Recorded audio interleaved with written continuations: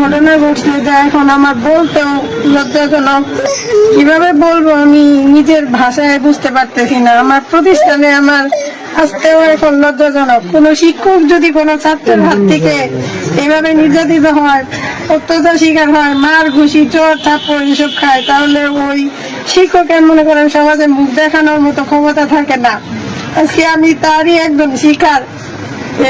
গতকালকে সেই ছেলেটা আমার কাছে পড়তো, আরো 3 জন আমার সাথে একসাথে। আসসালামু আলাইকুম প্রিয় দর্শক, ইতিমধ্যে ভিডিওর গুরুত্বপূর্ণ অংশবিশেষ দেখে ফেলেছেন। আরো কিছু গুরুত্বপূর্ণ তথ্য আমাদের হাতে রয়েছে, যেগুলো তুলে ধরার চেষ্টা করব। তাই অনুরোধ করব, যারা এখন পর্যন্ত ভিডিওটিতে একটি লাইক দেননি, অতি দ্রুত ভিডিওটিতে একটি লাইক দিয়ে চ্যানেলটি সাবস্ক্রাইব করে আমাদের সাথেই থাকবেন। আমরা কথা বাড়াবো না, চলুন আগে ভিডিওটিতে একটি লাইক দিয়ে ধারাবাহিকভাবে সম্পূর্ণ ভিডিওটি দেখে আসি।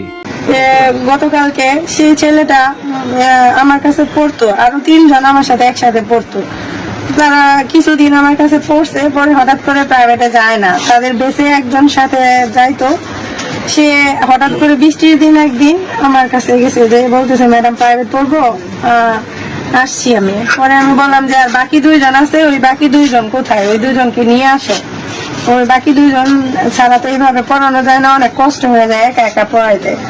তো ছেলে বললো, স্যার ম্যাডাম মেহেদি আসে না তো, দপ্তরির ছেলে, ম্যাডাম আপনি একটু তারে ফোন দেন, ফোন দিয়ে আপনি একটু জিজ্ঞেস করেন যে কেন আসে না।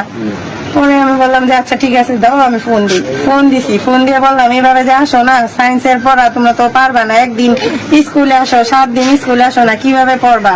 যদি পরীক্ষায় ফেল করো তাহলে কিন্তু আমি পাশ করাই দিতে পারবো না। তোমার আব্বা হাজার রিকোয়েস্ট করে, পরেও যদি যে আমার ছেলেটারে পাশ করাই দিন, আমি কিন্তু তোমার পাশ করাই দিব না।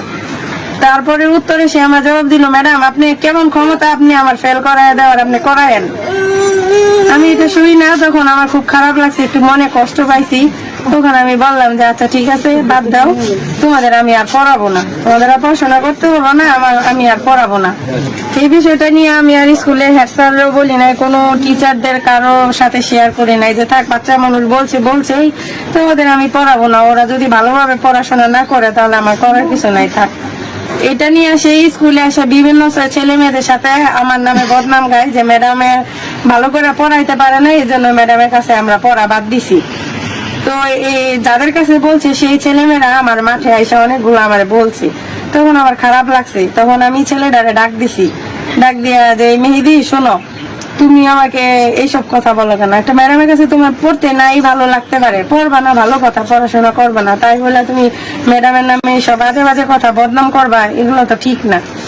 তো বললাম, ওখানে ক্লাস 10 এর স্টুডেন্ট 2 জন, রাহাত আর খালিদ, ওরা 2 জন ওইখানে উপস্থিত ছিল।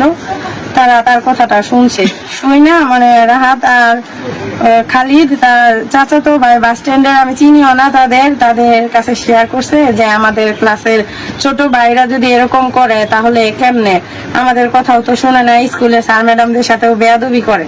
তারপর জুবাইর নাকি জানি নাম, ওই ছেলেটা আইসা স্কুলে ওই মেহেদিকে ডাইকা নেয়, ক্লাস থেকে ডাইকা নিয়ে তাকে অনেক কিছু নাকি বলে, যে আমরা জীবনে স্যারদের সাথে এইভাবে করি না, বিগত কত বছর হয়েছে আমরা রাস্তা দিয়ে সাইকেল চালায় যখন আমরা স্কুলে যখন গেছি, স্যারদের সামনে পাইছি, আমরা সাইকেল থেকে নাই সালাম দিয়ে হাইটে আমরা গেছি, এতটুকু সম্মান করছি, আর তোমরা স্যার ম্যাডামদের সম্মান করো না, বড় ক্লাসে সিনিয়রদের ছেলেদের মানো না, এগুলো বললে অনেক কিছু বলছে। তখন হঠাৎ আমি বারান্দায় ছিলাম দাঁড়ায়া, তখন বাংলা ম্যাডাম আর রোকেয়া ম্যাডাম, সমাজ ম্যাডাম, আমাদের 2টা ম্যাডাম আছে, উনি আমাকে বলতেছে হঠাৎ যায় যে ম্যাডাম বাস স্ট্যান্ডের ছেলে মেয়েদের সাথে বিচার দেয়া এটা তো ঠিক হয় না, এটা আপনার কাজটা, আর আপনি নাকি সব স্কুলের স্টুডেন্টদের বলছেন যে আমার কাছে প্রাইভেট পড়লে তোদের আমি নাম্বার দিব, আমার কাছে প্রাইভেট না পড়লে আমি তোমার নাম্বার দিব না। তখন আমি ম্যাডামদের বললাম, ম্যাডাম শুনেন, স্কুলের বিষয় এগুলো, আমি যদি কোনো অন্যায় প্রতিবাদ হয়, কোনো একটা সমস্যা হয়, আমি হেড স্যারকে বলবো, আগে আমি অ্যাসিস্ট্যান্ট স্যারকে, হেড স্যারকে বলবো, আমি প্রধান শিক্ষক আছে তাকে বলবো, আমি জানাবো, আমি কেন বাস স্ট্যান্ডের ছেলে মেয়েদের আমি বলতে যাব? আর আপনার কি মনে হয় একটা টিচার কোনোদিন শিক্ষক স্টুডেন্টদের বলবে যে আমি করব না, আমি তোরা যদি আমার কাছে প্রাইভেট পড়োস তাহলে আমি তোদের প্রাইভেট পড়াবো আর পাশ করাবো পরীক্ষায়, আর প্রাইভেট না পড়লে আমি ফেল করবো? আপনাদের কি মনে হয় এরকম কয়? আপনার বিরুদ্ধে সবাই বলতেছে, ওই এক ম্যাডামে বললো, বাংলা ম্যাডামে বললো যে আপনাদের এই ক্লাসে 9ম শ্রেণীতে আমাদের সিনিয়র শিক্ষক আনিচ্ছার ধর্ম ক্লাস নিচ্ছিল, তখন তো আমার সাথে রোকেয়া ম্যাডাম আর পারভিন ম্যাডাম আসছিল। আসার পরে তো ক্লাসে আসছি, আসার পরে আমি নবম শ্রেণীর সব শিক্ষার্থীদের ওই ম্যাডামদের স্যারদের সামনে জিজ্ঞেস করছি যে তোমাদের কি আমি কখনো বলছি যে আমার কাছে প্রাইভেট পড়লে তোমাদের আমি পাশ করাবো পরীক্ষায়, প্রাইভেট না পড়লে পাশ করাবো না? নবম শ্রেণীর ছাত্রছাত্রীরা বলে না ম্যাডাম, কেউ একটা ছেলে মেয়ে বলতে মেহেদি হাত তুলে দাঁড়াইছি। আমি বলছি হাত তুলে দাঁড়াইছে, তুমি কি বলবা? আমি কি বলছি তোমাকে? কই ম্যাডাম আপনি আমাকে পড়াবেন না, না করছেন, আপনি আমাকে পরীক্ষায় ফেল করাবেন বলছেন, আমাকে ফেল করায় দিবেন, এই করবেন। পরে আমি বলছি যে ফেল করায় দিব, আমি তোমাকে এটা কখন বললাম যে ফেল করায় দিব? কোন একটা শিক্ষক কি স্টুডেন্টে চাই যে ফেল করাইতে? আমি তোমাকে এভাবে বলছি যে পরীক্ষায় যদি ফেল করো, ক্লাসে আসো না, স্কুলে আসো না, ভালো করে পড়াশোনা করো না, যদি ফেল করো তোমার আব্বা হাজার রিকোয়েস্ট করলেও আমি তোমাকে পাস করাবো না।